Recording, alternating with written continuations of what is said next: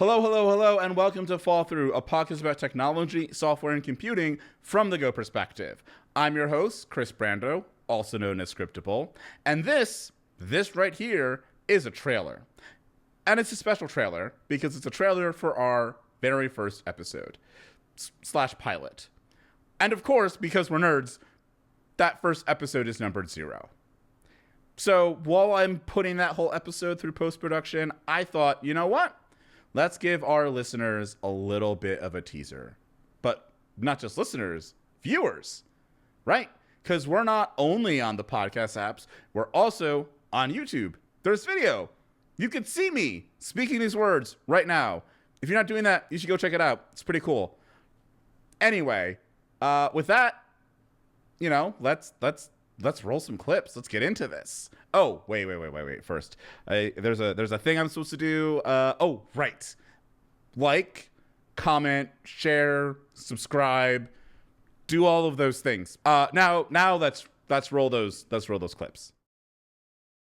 All of the time is just gonna kill your performance. And there's a lot of, if you're very careful, there's a lot of, really elegant things you can do with the Unsafe package, but also a lot of frustrations. But there is this, it's like a little bit of magic. And I usually don't like magic in Go, but this little magic, I'm like, oh no, that's very nice. It's like, oh, you can just take this hunk of memory and be like, actually, it's this type. And then you can just, pull things out of it. I'm like, that's nice. It gives you a nice little ease of use ergonomics. But I feel like for the most part, for various reasons, usually people are told don't touch that, don't touch the Unsafe package, don't touch the Reflect package. You shouldn't be doing these things. You should be finding other ways. And I'm like, people are going to need to use this every once in a while, so there should be more material on how to use it well. Agreed.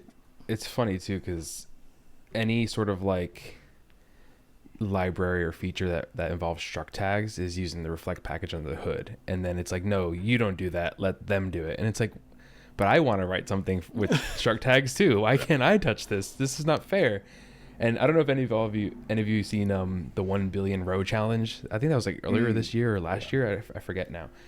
But all the solutions that were very low time to process all reached for Unsafe. You had to reach for Unsafe if you wanted to get any of that performance. And you know what you're doing, right? You know that I know that this is always going to be an integer, so I can just read it directly or whatever. And you know these things. And it's just funny, you're not supposed to touch these things, but at some point when you know the rules, you can break them.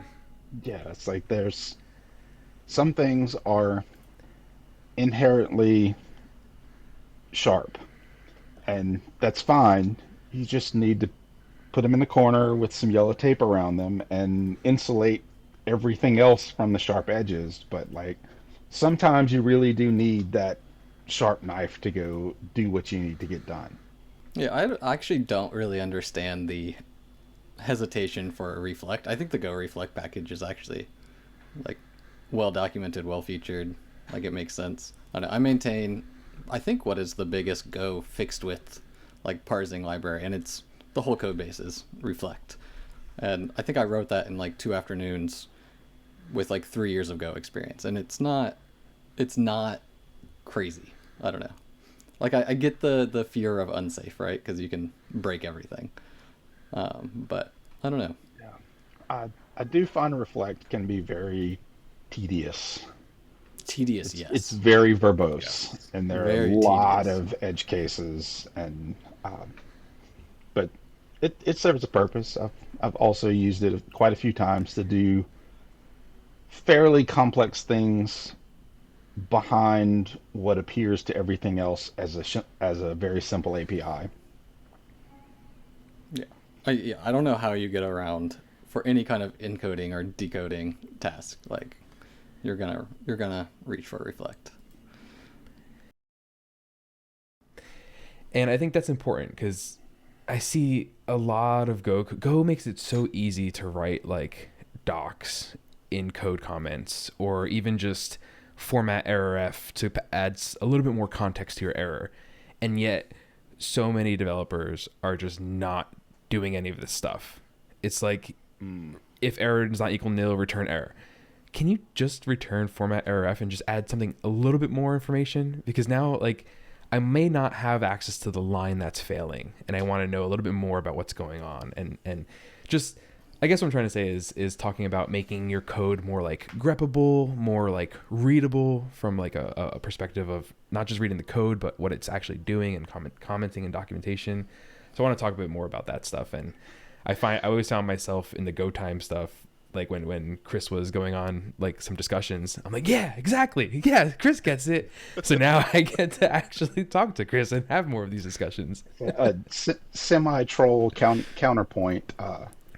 You end up with your ultimate handler being a HTTP response.write error, and it's a string with 17 colons in it, just cascading all the way back down the stack.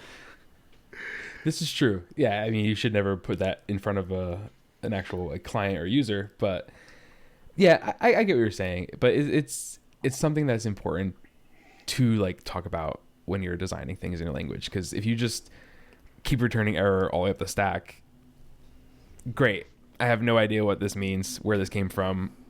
Odds are you probably don't even have tracing or logging or whatever set up correctly in your app. You don't. Let's be real. We know you don't. You don't have time for that. It's not on the agenda. So like we know you don't. It's okay. And it just makes everyone's life harder to understand where this comes from. I actually very much agree. That's a very broad topic of it's not uncommon for someone to have gigabit internet.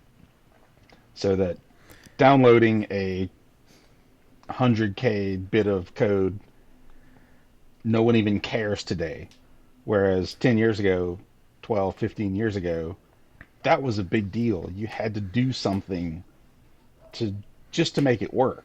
Like you couldn't just send snippets of code over the wire and not worry about it. Sir, I have Xfinity, okay? So I don't think you've been on Subway cell service like that. What? Subway cell service is great. I get Subway. like 400 meg down on T-Mobile. There's no Subway in the swamp. Yeah, True. this is I mean, there's the sandwich shop. That's the closest we get. I will say that my cell service is faster than my home internet, which is a wild thing to say, even like 5 years ago, right? Yo, that 5G baby. I benefited from our local telephone company decided to expand into television and internet about 20 years ago. I sympathize with your pain, and I'm sorry you had to go through that. Not go through. Go through. No, not go through, fall through. You got a name drop that somewhere. Ding.